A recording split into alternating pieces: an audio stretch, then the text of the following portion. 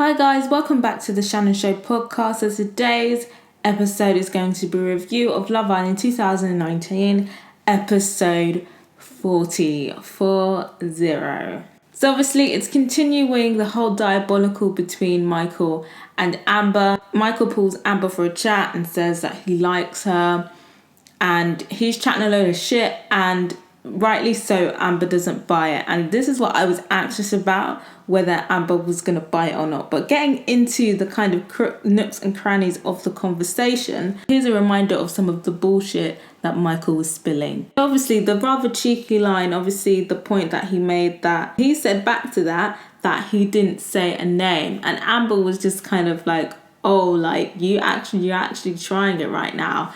Amber wasn't buying it, and I thought it was very cheeky, and he has absolutely no shame or whatever. He actually thought that he could get away with saying that. Like, I just feel like in his head he was thinking Amber was gonna be like, oh my god, like, I knew it was me, like, let's get together now. Like, absolutely ridiculous. He knows Joanna's gonna be watching this show, and he actually does not give a flying fuck. This Michael guy is dangerous, I'm telling you, because the amount of shame that he does not have. Hey.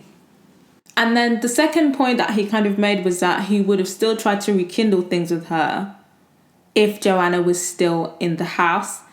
I call bullshit on that. I don't think he would have. Like, literally, it's been like, 48 hours? He was not going to, because he had something to dangle in front of Amber and torment Amber now that Joanna's gone. So now his only chance is to, like, try and get back with her so that he can let her guard down even more, so then he can continue to torture her. And then obviously the last point was that he didn't speak to her because she enjoyed her date with Greg, which again I think is very suspicious and very bold-faced for him to deny. And I feel like even after he said that, he was still very confident that he was going to eventually have his way with Amber. Obviously, in my last podcast, I wasn't entirely sure if Amber was going to check him. I thought that if she was going to check him, she was going to go easy on him, and I thought that maybe she would relent and get back together with him by the end of that conversation. She did. I'm happy that she did prove me partially wrong. I don't think she's proved me all the way wrong yet, because she did check him. She definitely did not let him off the hook at all. She checked every single point.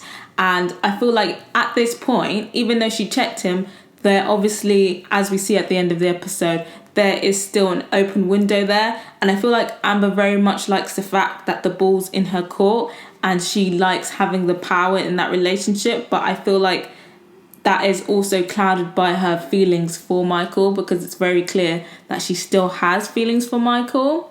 Even though I'm proud of her of, like, checking him and not falling for his bullshit, there is still that lingering thing of, well, she could still very well get back together with him despite knowing how trash he is, and despite having this conversation where he's exhibited once again how trash he is.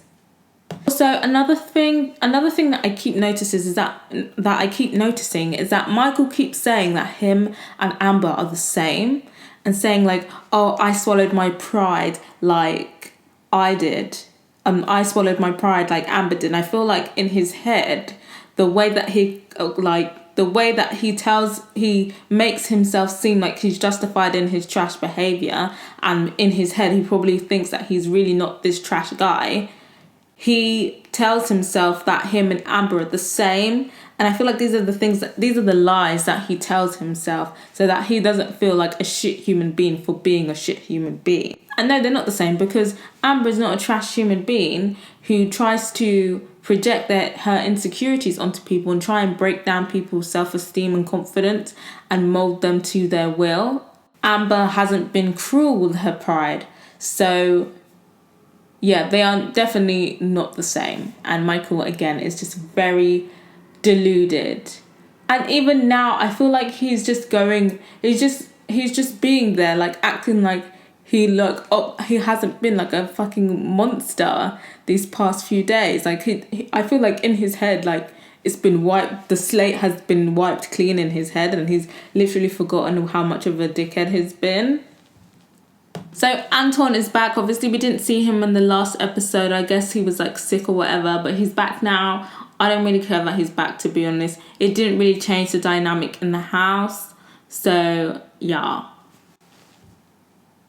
Obviously, there's this challenge. I've been noticing that most of the challenges now have been very boy-centered. The last couple challenges, it's the boys doing everything, and I feel like they keep forgetting about the girls. I don't really like the challenges that much anyway. I feel like all of them are like the same version of each other. I feel like they definitely need to get a new challenge team and make up some better challenges. But anyway, obviously that was quite funny. Obviously when Jordan dropped Anna, that was quite funny. Like, I would be so embarrassed. She probably I know that Anna felt very embarrassed that Jordan like dropped her. Like, full on dropped her.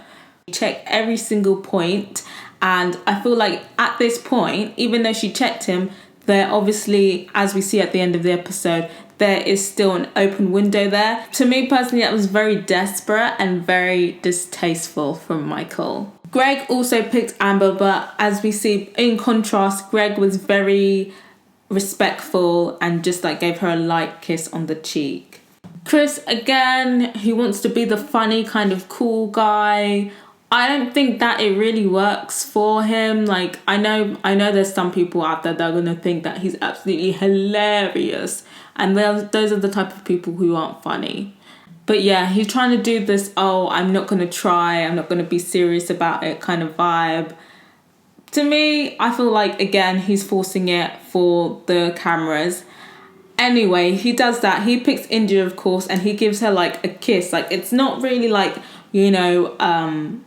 an intense kiss, but it's like enough of a kiss to let India know that she likes him. Obviously, Ovi's in the back standing there like, oh, okay. Obviously, I don't think Ovi actually told anyone that him and India kissed. Obviously, yeah. So before the challenge, Ovi and India on the terrace, they kissed. They had a little cute kind of romantic kiss. So obviously, Ovi's there thinking like, okay, Chris, game on. So he comes out, he's busting through the walls, he's picking her up in the wheelbarrow, all of this shit, yeah? Blowing it out the park, and then they just have like the most like romantic, intense kiss in front of everyone, in front of Chris, and you could just tell that Chris was destroyed inside. But Chris is still fighting, he's still trying. I know, I feel like he knows that he hasn't got a chance. I feel like perhaps maybe there's a little like motive there of, this will make a good storyline, me fighting for Ovi even though I don't have a chance. Like, this could make me be liked because people are going to feel sorry for me because this is like the second time I've been palmed off. I feel like he is thinking in that way. But let me know what you think. Are you a fan of Chris, or do you feel like he's forcing it? You see him talk to India, and India kind of like flirts back, but I feel like it's just flirting, tells himself that him and Amber are the same. And I feel like we don't actually like the guy, but we don't want to like hurt his ego or his feelings. And I feel like that's what India's doing right now. I can spot that from a mile away. I know, I've been there, done that, guilty. Obviously, the whole Michael and Amber situation, the house is dry and boring. So obviously, this is automatically going to be the next big scandal in the house. So everybody's talking about it, everyone's chatting. The girls are kind of saying, that she shouldn't go back to Michael. Like, this is all very suspicious. And Belle takes it upon herself to tell Amber that Michael had a talk with her before going up to Amber and said like, oh, Joanna's not going to wait for you on the outside. You do know that. And Belle was kind of said that, but then she was like, oh, but I do think he still generally likes you, But I felt like that was kind of suspicious there. I feel like she was meddling there. But what do you think? Do you think like Belle just felt like that was information Amber needed to know? Or do you feel like she was meddling? Because she kept saying like, because she said it and then she made it seem like, oh no, it's not that big of a deal. But she said it as if like, you know, when someone's meddling and they're like, oh, so and so said this, but don't worry about it, it's not that big of a deal. But they know it's a big deal. So she kind of plants that. So she's kind of like, you know, so do you feel like Michael generally wants me back, or is it because like Joanna's gone and he hasn't got any options? And they're like, oh, we don't know, you know, you're gonna have to ask him, like you're gonna have to find it out. But it's like, these people are stupid. Like, I'm so frustrated because these people are so stupid, because Michael, of course, Michael's not going to tell the truth. Michael is a bold-faced liar. Like, he has absolutely no shame, and he'll do whatever it takes, and he'll say whatever it takes to get what he wants. So we can't trust anything that comes out of Michael's mouth. So Amber takes it upon herself to kind of talk to him again. Oh, he hasn't been like a fucking monster these past few days. Like I feel like in his head, like it's been wiped. The slate has been wiped clean in his head, and he's gone from I was still gonna pursue you even if Joanna was still in the house to I was gonna go home with Joanna. So what did you find who you were looking for, or now? Like, I'm confused. Like, you can't even lie coherently. Like, you can't even keep up a lie for 24 hours without showing discrepancies and fucking up your own lie. And then obviously when he was like, oh, I can leave now, I feel like again he was trying to manipulate Amber into panicking, and he thought that she was going to be like, oh no, I want you to stay, I want to be with you. And I feel like that's why he said that. Obviously Amber wasn't buying it. She knows in the back of her head that Michael is going to stay for as long as he can, regardless of whether he wants to be with her or he does, or if he's faking. She knows one thing for sure that she knows is that Michael's going to stay for as long as he can. So she was not going to fall for that bait. And Michael tried it again. Obviously, again, like the girls are kind of like, they've kind of like, I feel like they're kind of like me, like as in like they want her to get with Greg, but they kind of feel like she still likes Michael and will get back together with him. And they're just hoping that if she does, then she doesn't get hurt again.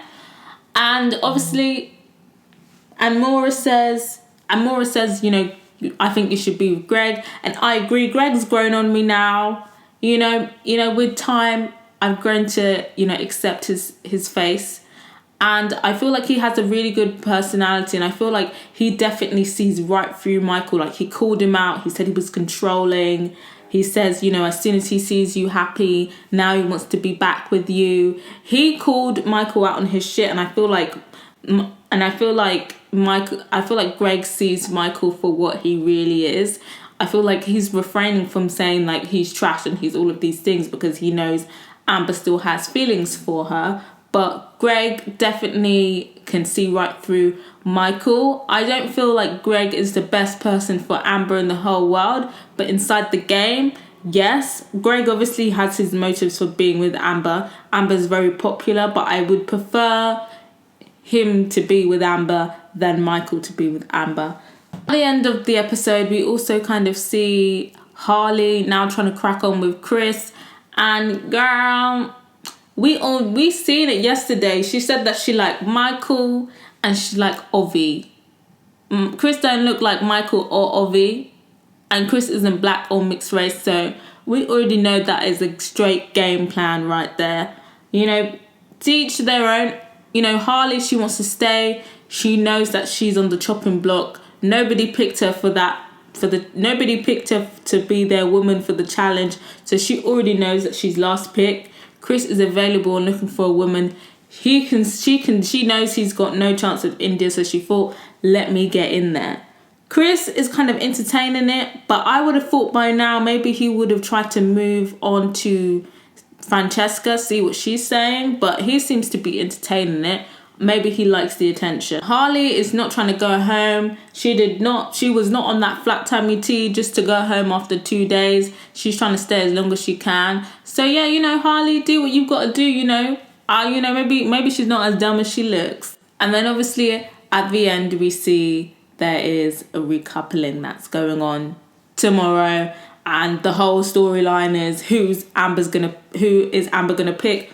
Obviously, we see that she's the last person to pick, and Greg and Michael are standing there. Now, they didn't mention anything about them being vulnerable. We didn't see any snippets with Caroline Flack that would indicate that. So obviously the producers are now going out of their way to make sure that Amber and Michael are in close proximity and are going to stay at least in the same house together for as long as the producers decide. Obviously, the storyline is of top priority for the producers, so they want to drag it out as long as possible because, let's face it, there hasn't been much good drama in the house. This is like the only storyline they're kind of clutching at right now, so they're obviously going to drag that out.